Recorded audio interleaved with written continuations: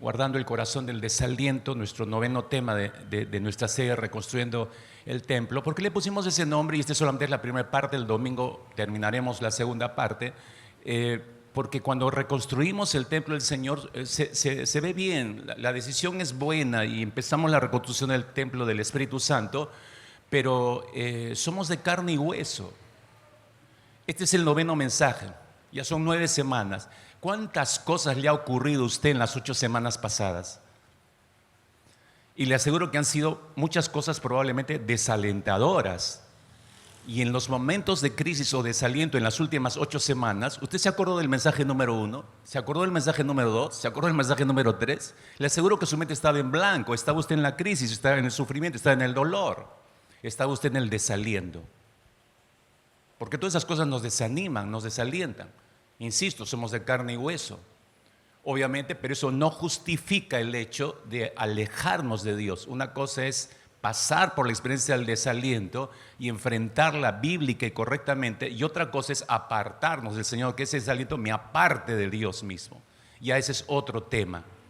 Pero usted bien recordará, haciendo una recapitulación así rápida, en el capítulo 1, en los versículos 14 y 15, para ser más exactos, usted recordará que es Dios el que tiene que despertar a su nación y sacarlo de la dureza de su corazón.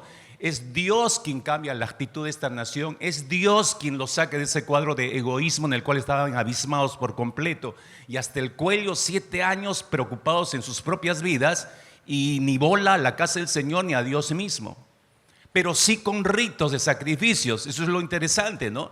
Porque esos 7 años ellos iban al templo destruido y ofrecían sacrificios. Es la conciencia de los evangélicos hoy en día. Tengo que venir a la iglesia el día domingo, pero ¿por qué usted viene el día domingo? ¿Por qué está aquí? ¿Entiende usted lo que viene a hacer? ¿Viene a adorar a un Dios vivo o viene a adorar a un concepto teológico que usted tiene en su mente? Si no, no nos diferenciamos de la nación de Israel en esos 7 años, pero es Dios quien los despierta de su estado de letargo en el que se encuentran para que sus mentes vuelvan a recordar que ellos fueron rescatados de la esclavitud y fueron traídos de regreso a su tierra con un propósito específico, ¿cuál era? Reconstruir el templo de Dios. Igual como cada uno de nosotros, mis hermanos, hemos sido rescatados de la esclavitud del pecado, y me permito recordarte que fue así. No siempre fuiste el cristianito que está sentado acá con Biblia bajo el brazo.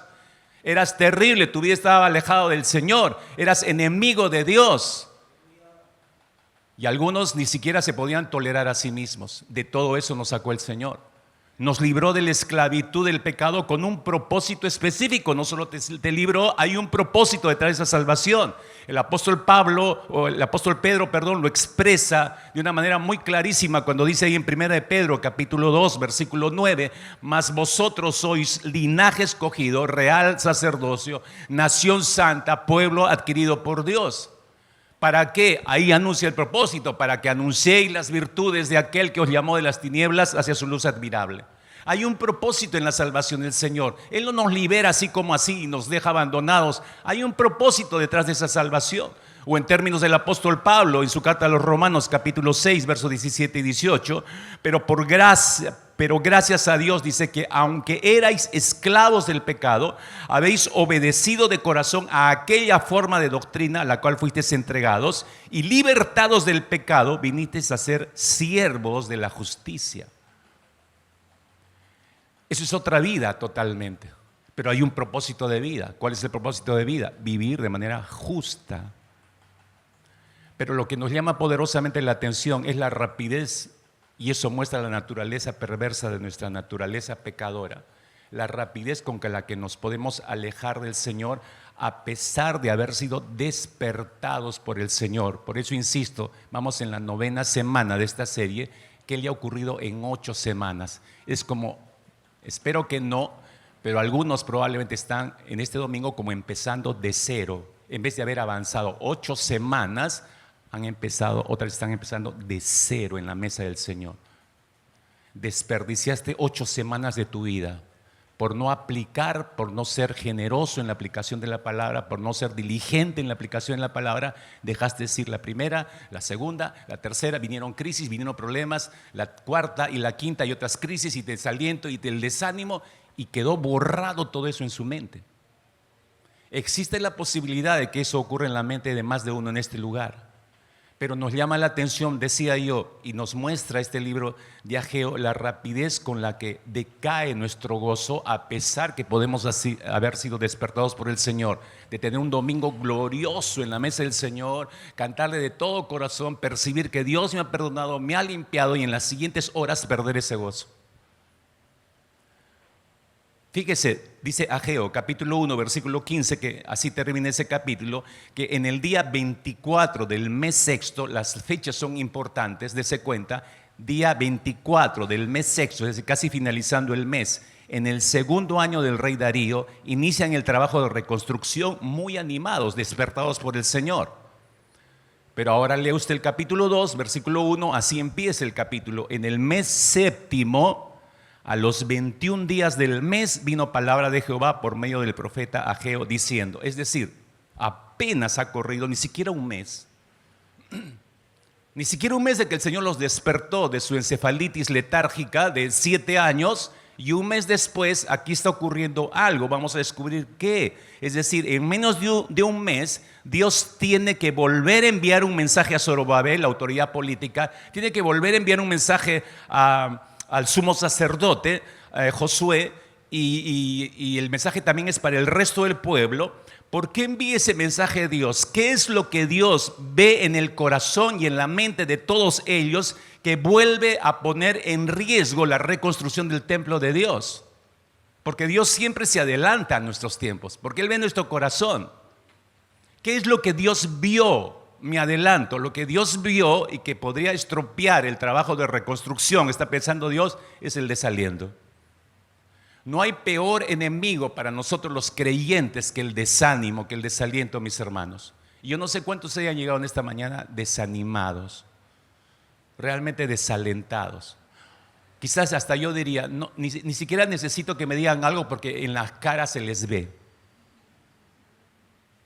Poco más si alguien le pregunta en la puerta, se equivocó, este no es un velorio.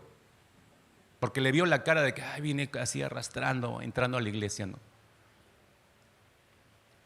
Y no estoy diciendo que entre dando saltos y brincos y acá, y brinque de acá para allá y de la mezanina se tire para acá abajo. El gozo del Señor. No estamos diciendo eso, mis hermanos. Pero lo que quiero es que entendamos que es un enemigo presente, latente, y hoy en día más que nunca. El desaliento, el desánimo, ¿no? que gana nuestros corazones. Dios ve esto, ve que esto puede detener nuevamente el trabajo de reconstrucción que estaba parado 7 años atrás. ¿Por qué decimos esto? Me adelanto al versículo 4, fíjese lo que les dice el Señor, les exhorta, le dice, cobrad ánimo. Esa frase ya nos habla de un estado de desaliento en el corazón de ellos que Dios está mirando. Que ellos de repente no son tan conscientes, pero que Dios está observando. Es porque Dios está viendo el estado de su corazón, así como está viendo el estado de tu corazón en esta mañana. El tuyo y el mío incluidos. Está viendo en nuestro corazón, en todos los que trabajamos en la casa del Señor, a todos los que ministramos al Señor. Él está viendo el estado de nuestro corazón. Pero ¿cómo se enfrenta esto? ¿Cómo se enfrenta el desaliento? Hermanos, déjenme en los minutos que me queda plantear algo desde las Escrituras, y digo, ver una primera parte y luego ver una segunda parte el próximo domingo. Lo primero que quiero decirte en esta mañana es que escúchame con cuidado, tratar de evitar la realidad no es la solución para escapar del desaliento. ¿Me estás escuchando? Tratar de evitar la realidad que puedas estar viviendo no es la solución para escapar del desaliento. En otras palabras, dile al que está a tu costado, por favor, por mí, dile, no seas avestruz, dile.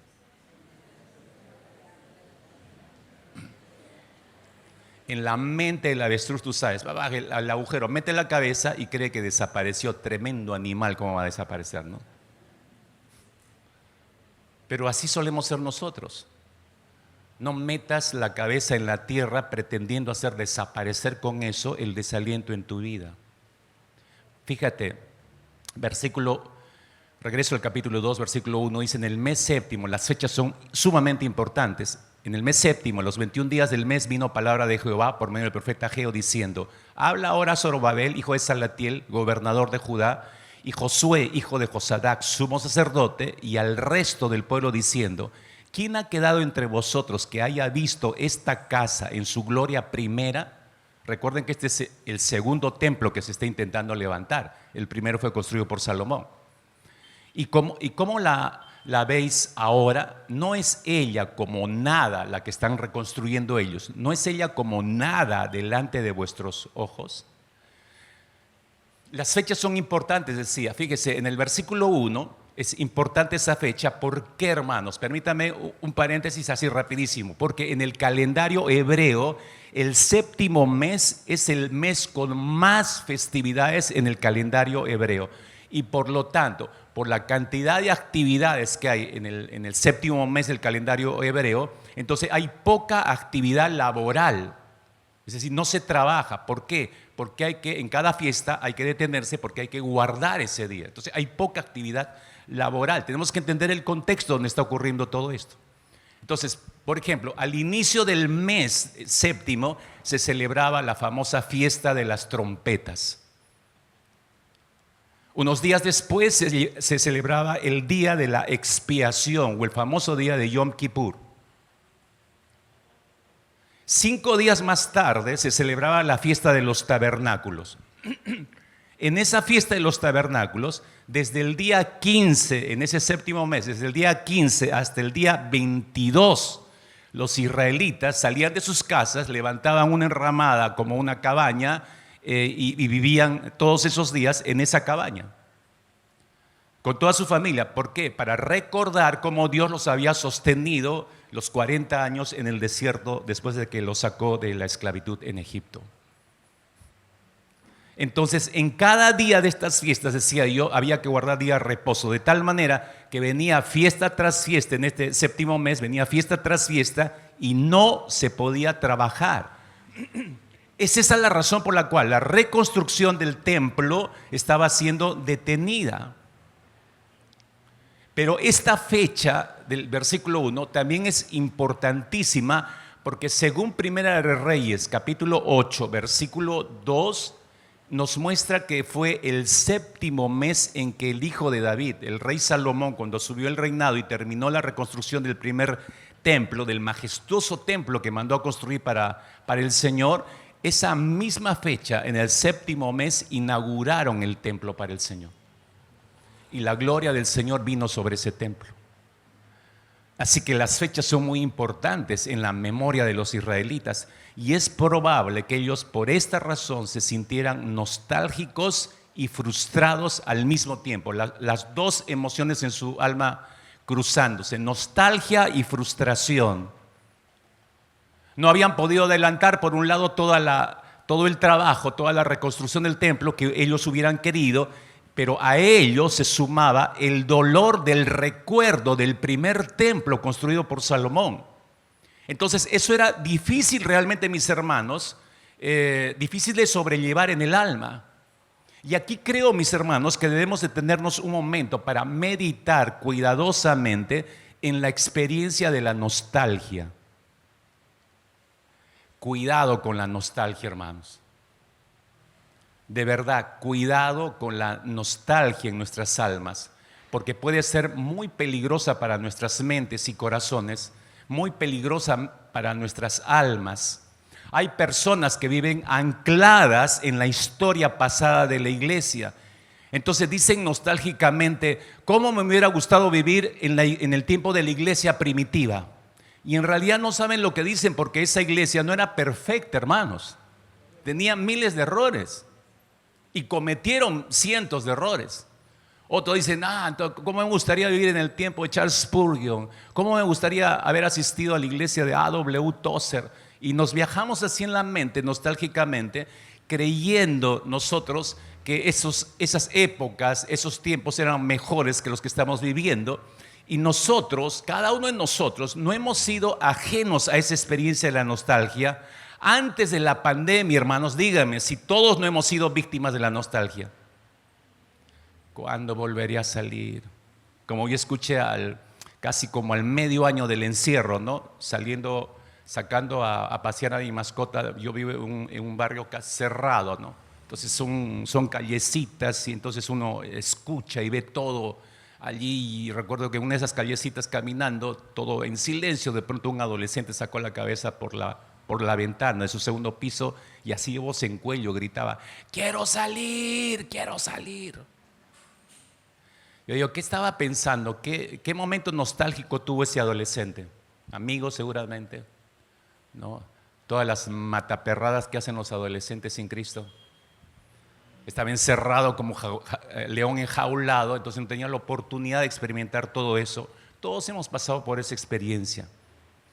Y yo puedo seguir oyendo. Antes de la pandemia, comento esto, yo podía decir que yo seguía oyendo hasta ese entonces. Cada vez que hablábamos de cómo empezó esta congregación hace más de 40 y pico años hacia atrás, siempre escuchaba a algunos hermanos que cómo empezamos, ¿no? Y empezaba la nostalgia, el mecanismo de la nostalgia inmediatamente en sus mentes, ¿no? Las dos familias con las que se empezó la iglesia aquí en San Juan, y luego los que se acuerdan acá está mi hermano Teodomiro, que lo miro desde lejos, la casa acá a espaldas, ¿no? La iglesia tenía en propiedad una casa que a espaldas, ¿cierto? Y esa casa se vendió para construir justamente este templo. Y eso desató una serie de líos y problemas internos.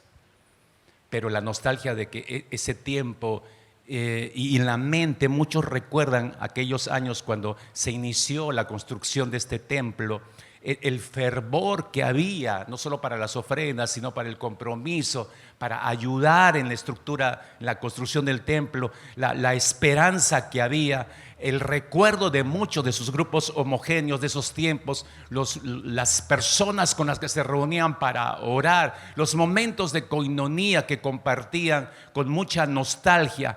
Pero todo eso, evidentemente, mis hermanos, no fue todo color de rosa para la iglesia. Cometimos muchos errores que no quisiéramos nunca más volver a repetirlos ni acordarnos. Pero ese es el peligro que corremos nosotros cuando queremos vivir del pasado. Somos esclavos de la nostalgia. Nos quedamos anclados en el pasado y nosotros empezamos a retroalimentar nuestras mentes con los eventos de ese pasado. Oh, mi grupo de jóvenes de ese tiempo era espléndido, era mejor que los grupos de jóvenes hoy en día. Mi grupo de mujeres que veníamos a orar todas las mañanas a la iglesia era lo máximo, ¿no? Es como si estuviéramos afirmando en nuestras mentes, mis hermanos, el famoso dicho popular que bien dice: todo tiempo pasado fue mejor, ¿no es cierto? Es como si estuviéramos afirmando eso: todo tiempo pasado fue mejor. Y realmente todo tiempo pasado fue mejor, no necesariamente, usted sabe que no. Pero fíjese cómo nos lleva la nostalgia a pensar que sí. Y al pensar esto, obviamente nos llenamos de nostalgia y la nostalgia, como decía, es peligrosa para nuestras almas. El término nostalgia fue un término que fue acuñado por el doctor Johannes Hofer, un médico suizo, cuando recién se graduaba en la universidad. Presentó su tesis con esta postulación acerca de la nostalgia, ahí en el lejano siglo XVII, y a través de ese término griego, él en su tesis explicaba la ansiedad, el insomnio, los latidos cardíacos irregulares, los trastornos alimentarios que sufrían los soldados que dejaban sus tierras para ir a luchar a otros países lejanos de sus familias. Entonces, toda esa sintomatología, él la sumó en el término nostalgia, todo el mal que estaban sufriendo esos soldados en la distancia. Nostalgia no está produciendo todo esto. Nostalgia proviene de dos términos griegos o dos palabras griegas: nostos, que significa regresar, y algos, que se traduce como dolor. Entonces es lo que podría traducirse como el dolor por regresar. Estando lejos estos soldados, obviamente había un dolor por regresar a su tierra, a su terruño, a su familia, ¿no? Y ese dolor desataba enfermedades físicas. Hermanos, ¿cuál es el peligro de dejarnos arrastrar por la nostalgia? Nosotros ya hablando en el presente. ¿Cuáles son los peligros de dejarnos arrastrar por la nostalgia? Escúcheme con cuidado. Hay que ser muy cuidadoso en esto, mis hermanos. Nos hace perder de vista, escuchen, nos hace perder de vista el presente de Dios. La nostalgia nos arrastra hacia el pasado y nos hace perder de vista el presente que nos está haciendo vivir Dios. Nos hace perder de vista las bendiciones presentes del Señor. Nos hace perder de vista lo que Dios quiere hacer y la manera que desea usarte para su gloria en este presente. Entonces vamos perdiendo de vista eso. Pero si mi mente y mi corazón viven extraviados, atrapados, mis hermanos, en el pasado, entonces no podré ver la gloria presente de Dios hoy. Porque estoy ocupado en el pasado. Estoy pensando en lo que fue, en que fue mejor, y esto aquí, y esto allá fue mejor. Estoy esclavo a través de la nostalgia, pero no estoy viendo la gloria de Dios presente. Y sabes, lo peor de todo es que la nostalgia del pasado podría generar en tu corazón descontento, queja, crítica. Claro, porque siempre estás, ay, que era mejor, ¿no? Ay, que el pastor que hubo antes era mejor. Ay, que me acuerdo cuando yo era bien pati, me invitaba a almorzar a su casa y venía en mi cumpleaños todos los años religiosamente, ¿no? Queja, crítica, ¿en función a qué? En función al pasado. ¿Qué no estoy viendo? El presente de Dios. ¿Me entiende, iglesia? No me deja ver la gloria de Dios operando en este presente. Tú sabes, por ilustrar esto, la nación de Israel se habituó a la queja en tierras egipcias. 400 años, imagínense, esclavos, ¿cómo uno no va a desarrollar la queja? Descontentos, descontentos, descontentos, y eso enseñaban a los hijos, y los hijos volvían a enseñar a sus hijos, y se pasaba de generación a generación el descontento. Estaban habituados a eso por 400 años, por ese estado de esclavitud. Añoraban volver a su tierra, y al mismo tiempo había una queja continua. Entonces, cuando Dios los libera, los saca camino a la tierra prometida, ese hábito formado por 400 años y pasado de generación a generación, qué importante es que el trabajo de los papás. ¿Qué estás traspasando a tu siguiente generación? Descontento, crítica, mal ejemplo, falta de espiritualidad, falta de santidad. Eso va a ser tu generación más adelante, y no solamente ellos, sino la siguiente y la siguiente generación.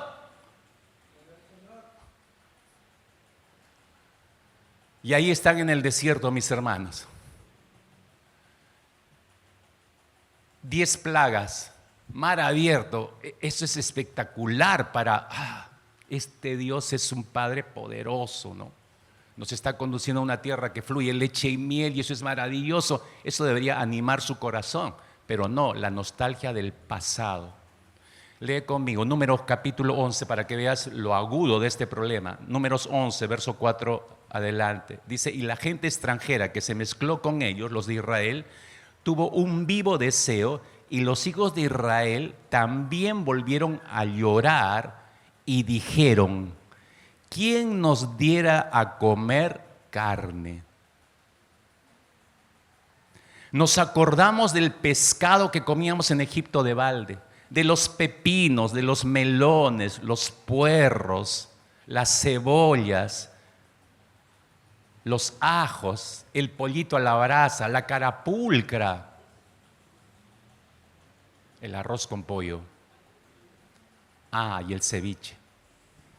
Y nos acordamos de todo eso, y ahora, fíjese el verso 6, y ahora nuestra alma se seca, pues nada, sino este maná es lo único que ven nuestros ojos.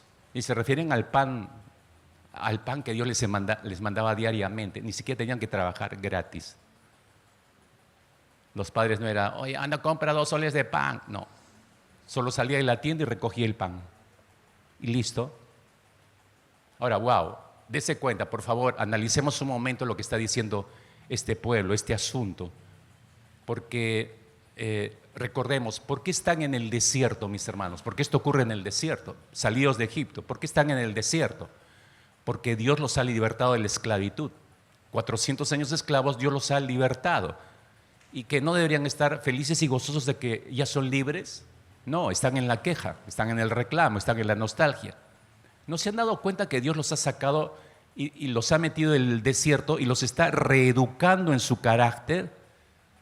Y al mismo tiempo los está conduciendo a lo que será su futuro hogar, una tierra que fluye leche y miel. ¿Acaso ese no es un excelente plan, mis hermanos? Es el mejor de los planes en realidad.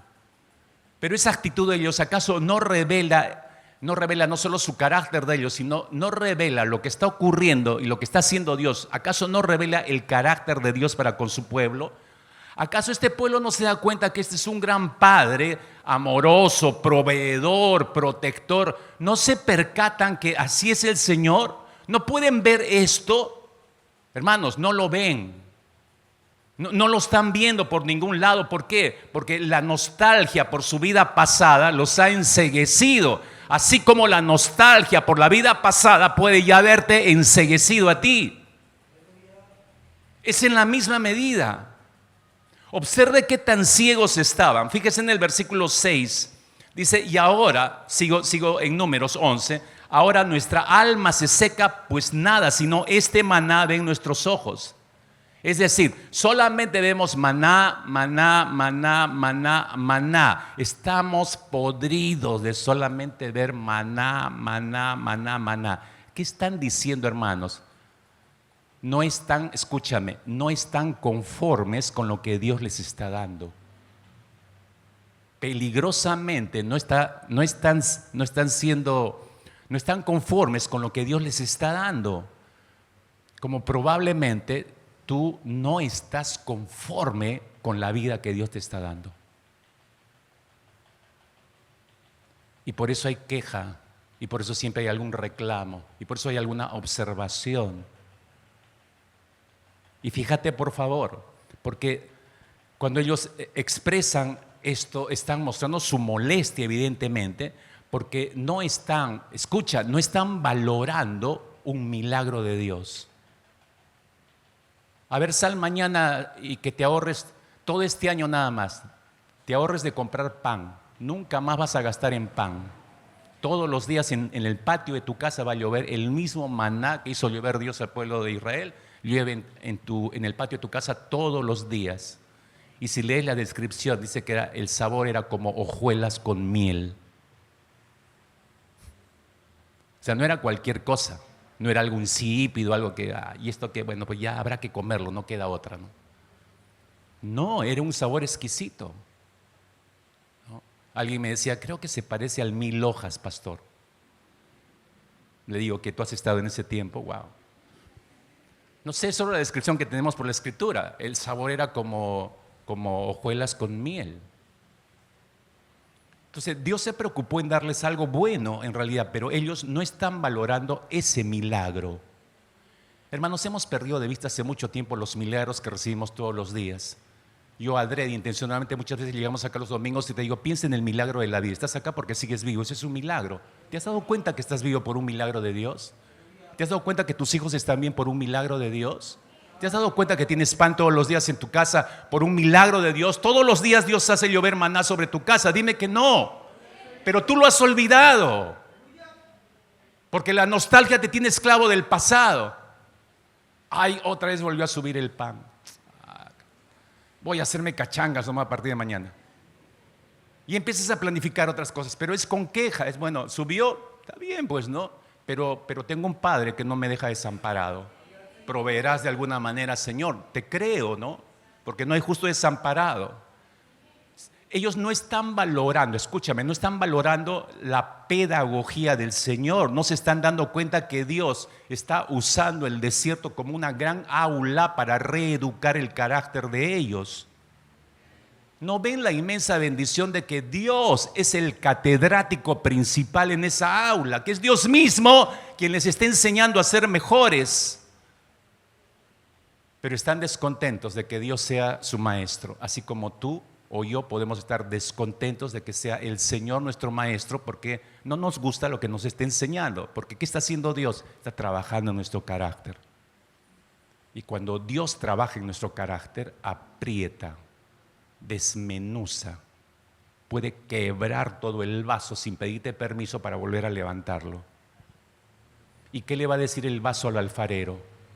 Oye, no te pases, ¿por qué haces eso conmigo? Ya me tenías levantado, ya bien formadito. No. Ahora comprendemos mejor, mis hermanos, cuando Dios manda, no sugiere, manda en Isaías capítulo 43, versículo 18 y 19, cuando Él manda: no os acordéis de las cosas pasadas, ni traigáis a la memoria las cosas antiguas. He aquí que yo hago cosa nueva, pronto saldrá la luz, no la conoceréis, otra vez abriré camino en el desierto y ríos en la soledad. Es decir, lo que Dios está diciendo acá: ten cuidado con la nostalgia. Ten cuidado con la nostalgia, porque si te atrapa vas a perder la visión de mí y de lo que yo estoy obrando en tu vida.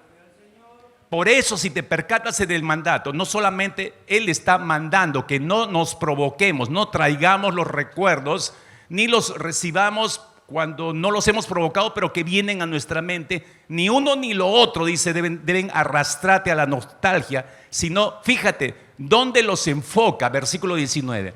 Aquí que debe estar tu enfoque. Aquí debe estar tu enfoque, ¿no? En lo que yo estoy haciendo, en lo que yo voy a hacer adelante. Aquí debemos enfocarnos en lo que Dios está haciendo, en su accionar, en su obra presente y futura, mis hermanos. Alguien dijo por allí que la nostalgia es una extraña mezcla de una mala memoria con una buena imaginación. Una mala memoria con una buena imaginación.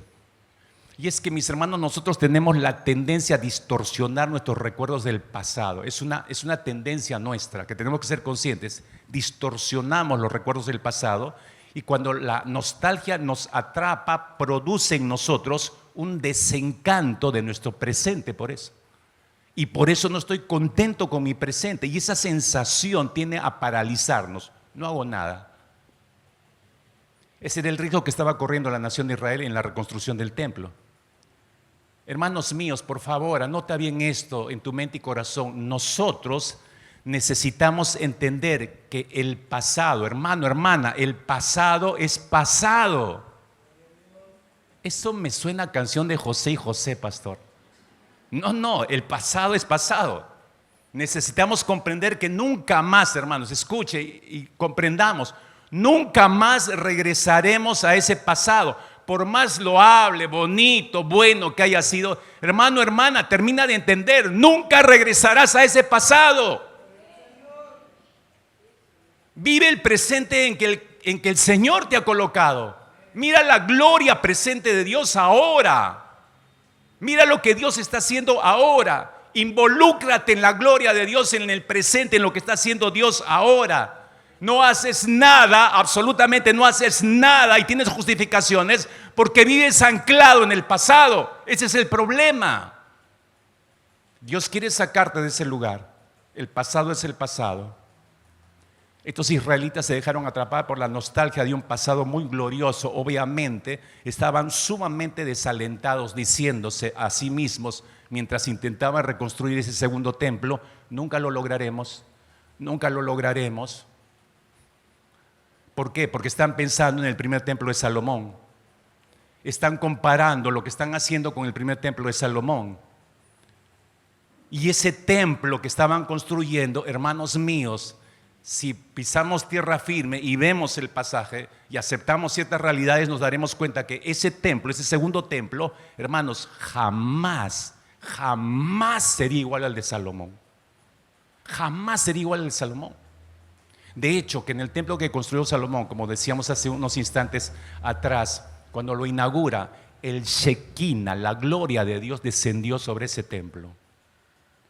Cuando el segundo templo se inauguró, no hubo Shekinah. En el primer templo de Salomón, en el lugar santísimo, estaba colocada el arca del pacto, que representaba la presencia del Señor. En el segundo templo, el lugar santísimo estaba vacío. El arca había sido robada. Un lugar vacío. Entonces la gloria de Dios no estaba en ese lugar. Por eso, ese segundo templo, ni sombra del templo de Salomón era, para nada. Por eso Dios les dice, versículo 3, si te das cuenta, ¿quién ha quedado entre vosotros que haya visto esta casa en su gloria primera? Porque cuando estaban reconstruyendo ese templo, había ya ancianos que habían visto la gloria del templo de Salomón. Fueron llevados esclavos muy jóvenes y 40 años después estaban regresando ya ancianos y tenían en claro cómo había sido ese templo, ¿no? Pero a pesar de eso, Dios les dice, ustedes tienen la razón. Jamás este segundo templo será igual al de Salomón. Pero, les dice el Señor, pero no se desalienten. Aquí viene la palabra de aliento de Dios. No se desalienten. A pesar que esto no será ni sombra del templo de Salomón, pero no se desalienten. Y no se desalienten por dos importantes razones, y solo me voy a quedar con la primera, y la segunda se las comento el próximo domingo. ¿Cuál es esta primera razón? Anota. Esta es la razón que Dios les da, que el avance de la obra de Dios no depende de nuestros recursos o capacidades. El avance de la obra de Dios depende de su presencia en medio de nosotros.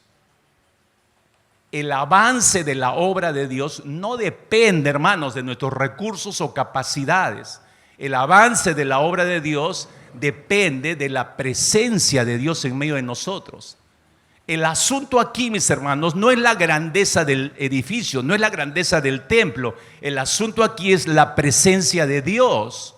Dice el versículo 4 y 5, pues ahora Zorobabel, esfuérzate, le dice el Señor, dice Jehová, esfuérzate también Josué, hijo de Josadac, sumo sacerdote, cobrad ánimo, pueblo todo de la tierra, dice Jehová, trabajad porque yo estoy con vosotros, dice Jehová de los ejércitos, según el pacto que hice con vosotros cuando salisteis de Egipto, así mi espíritu estará en medio de vosotros, no temáis. El problema de esta gente, mis hermanos, escucha, y ese es también nuestro problema actual, peligrosamente nuestro problema actual. El problema de esta gente es que estaban magnificando los obstáculos y estaban minimizando la presencia del Señor. Es una manía que tenemos. De pronto nos ocurre algo y magnificamos en nuestra mente en automático y minimizamos la presencia de Dios. Ese es un problema latente el día de hoy en medio de nosotros. Magnificamos los obstáculos, magnificamos los impedimentos, los inconvenientes, las dificultades, de pronto son mucho más grandes que el Dios que habita por medio de la fe en nosotros. Y eso es mentira, hermanos. No importa la crisis, el problema que tengas, no puede ser mayor que la gloria de Dios que habita en tu interior por medio de la fe. Recuerda eso. Escuche, la debilidad de esos judíos era real. Sí, la falta de recursos también era real. No estamos diciendo que no. Había limitaciones logísticas, era real, pero tenían lo que necesitaban y con lo que tenían deberían seguir trabajando. Lo que ellos habían olvidado fueron las primeras palabras que el rey David le dijo a su hijo Salomón cuando iba a construir el templo. Lo animó de tal manera que le puso en claro, esto no va a ser un paseo en el parque, hijo. Esto va a costarte. Y va a costar que te afirmes bien para poder terminar toda la obra. Este pueblo había olvidado las palabras del rey David. Primera de Crónicas, capítulo 28, versículo 20, cuando le dijo a su hijo, anímate, esfuérzate y manos a la obra, no temas ni desmayes porque Jehová Dios, mi Dios, estará contigo. Él no te dejará ni te desamparará hasta que acabes toda la obra para el servicio de la casa de Jehová. Y esa oración, esa exhortación es casi exactamente igual a Ageo capítulo 2, versículo 4. Pero ahora Zorobabel, esfuérzate, dice Jehová, esfuérzate también Josué, cobrad ánimo todo el pueblo, trabajad porque yo estoy con vosotros, dice Jehová de los ejércitos. En otras palabras, en ambas exhortaciones está ahí diciendo el Señor, esfuércense en primer lugar, en segundo lugar trabajen y en tercer lugar no teman. Esfuércense, trabajen y no teman.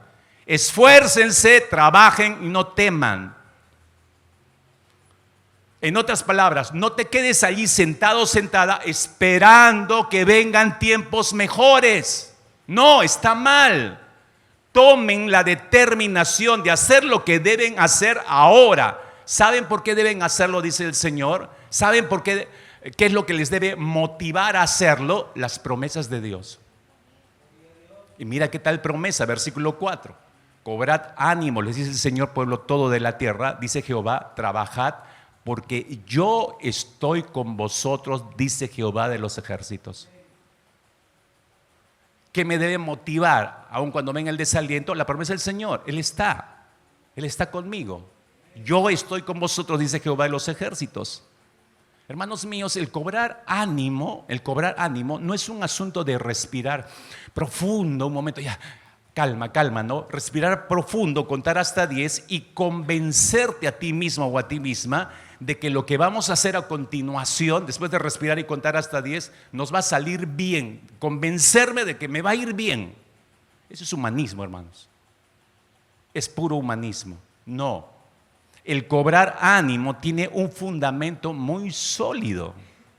Y es un fundamento que no está en nuestro interior para despertarlo y salga el poder y seas un león enfrentando las situaciones. No.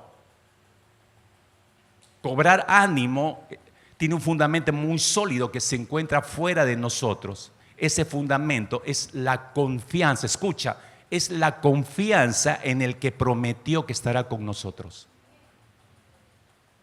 La confianza en aquel que prometió que estará con nosotros todos los días hasta el fin de los tiempos. Es la confianza en que el Señor nos conducirá en la dirección correcta. Es la confianza de que Él producirá el querer como el hacer por su buena voluntad en nuestros corazones. Es confiar en el que prometió, hermanos. Confiar en el que prometió. Y te das cuenta que Él no ofrece compañía a nosotros. Cristo no es el copiloto al lado de nosotros. No, Él quiere tomar las riendas de mi movilidad, de mi vida. Él se presenta como el Señor, amo, dueño, la máxima autoridad que tiene que ir delante de nosotros y necesitamos que Él vaya adelante para que se cumplan sus propósitos, porque separados de Él nada podemos hacer, mis hermanos. De tal manera que nosotros actuaremos amparados en el Todopoderoso. Y si amparamos y si trabajamos amparados en el Todopoderoso, ¿qué contra nosotros, mis hermanos? ¿Qué no podremos enfrentar? ¿Qué no podremos vencer en el nombre del Dios Todopoderoso? El escritor cristiano, hace poco fallecido, un gran teólogo americano, Jeff Bridges, escribió en alguno de sus libros una frase que me llamó la atención y el Señor la hizo recordar en estas últimas semanas. En alguno de sus libros él habla sobre la responsabilidad dependiente. La responsabilidad dependiente. Tú y yo, hermanos, necesitamos asumir una responsabilidad dependiente. En otras palabras, mi hermano, mi hermana, haz lo que tengas que hacer. Escucha, esto es responsabilidad dependiente.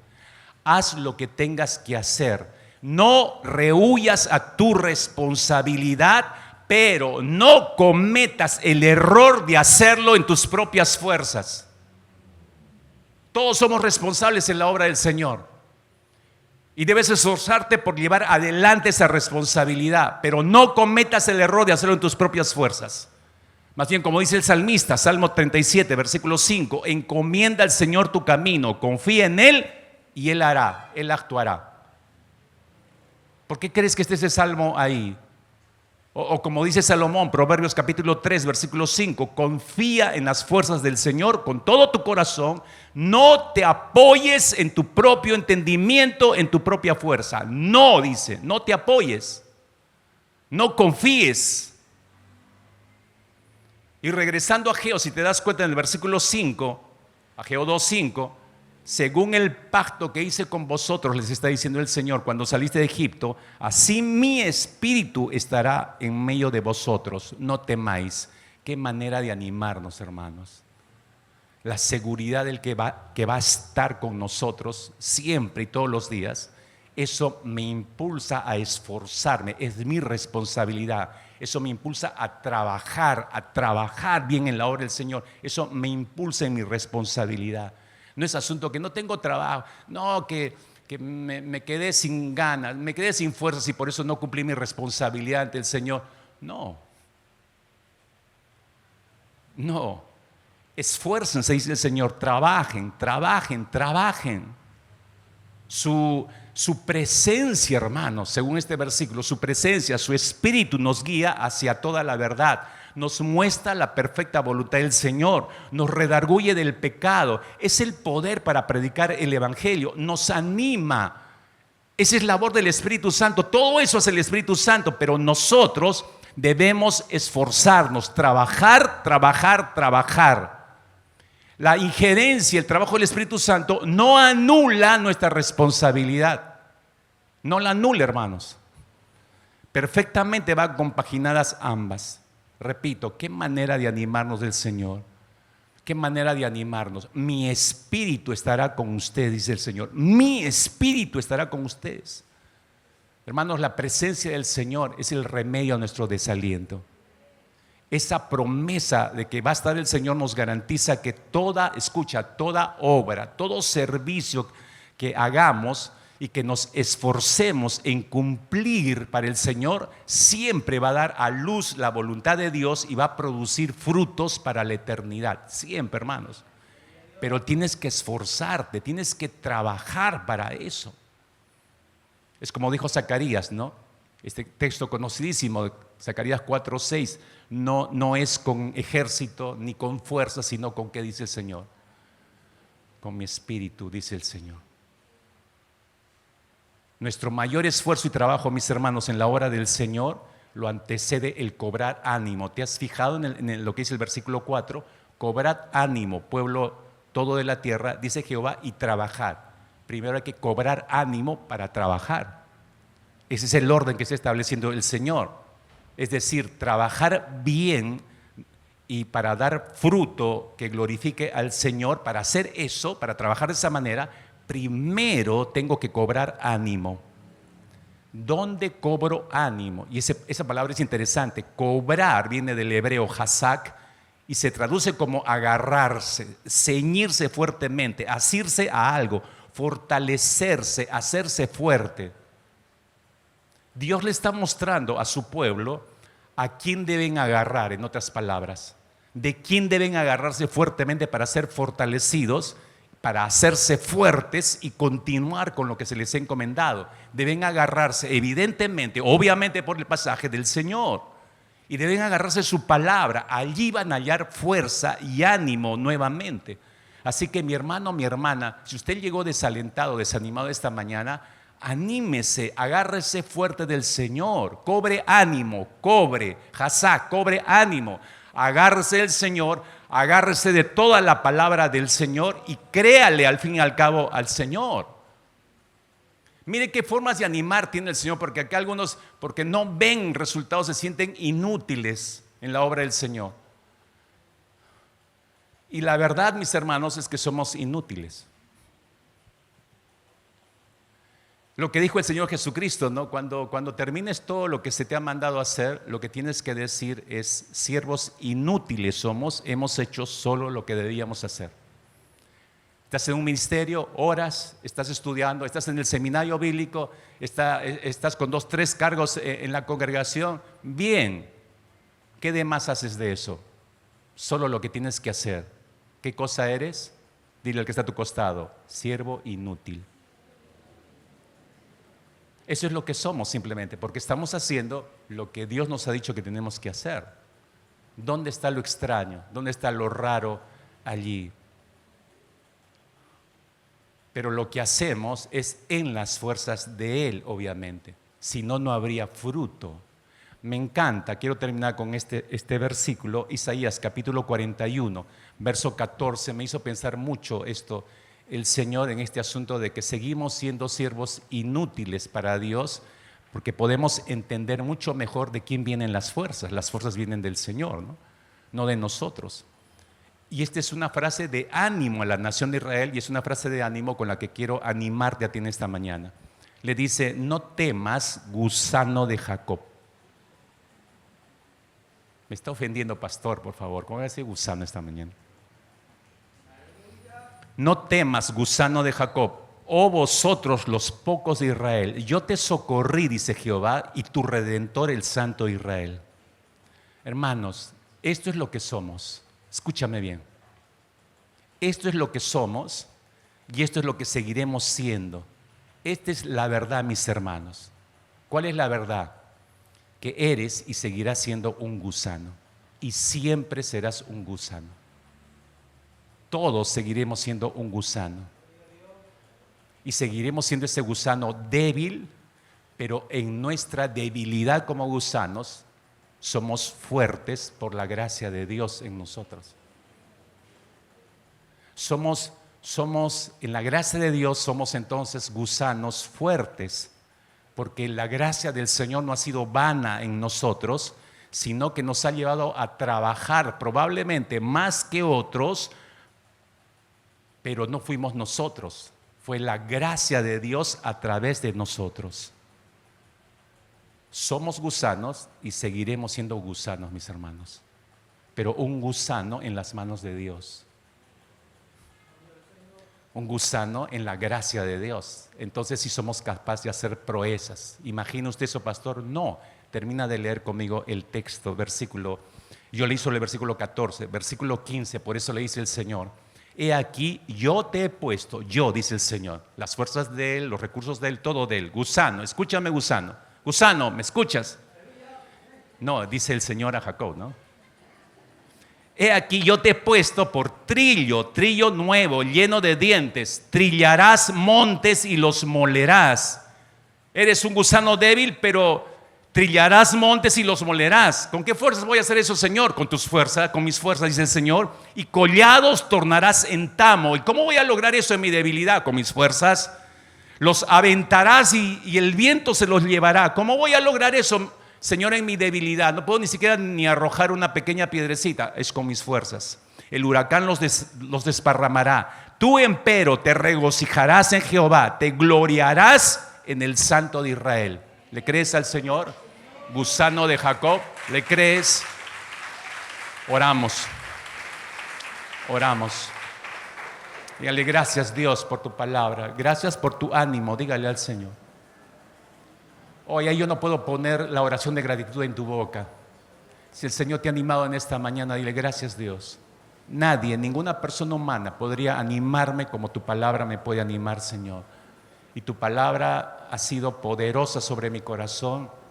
Gracias por recordarme una vez más lo que tú eres y lo que yo soy, pero lo que puedo ser en tus manos, Señor. Así que no hay ni desánimo ni desaliento que pueda paralizar lo que tú has encomendado en mis manos. Permíteme seguir trabajando para ti de forma diligente, de tal manera que tú seas glorificado en todos y por todos, Señor. En el nombre precioso de Cristo Jesús te doy gracias por dar esperanza a mi débil corazón, por dar esperanza a mi alma, Señor, quizás despedazada en los últimos días por situaciones que han sobrevenido sobre nuestras vidas, pero, Señor, que no van a detenernos, ni nos van a desalentar, ni nos van a desanimar, porque tenemos un Dios que es más poderoso y mayor que cualquier situación que nos desaliente o nos desanime, Señor.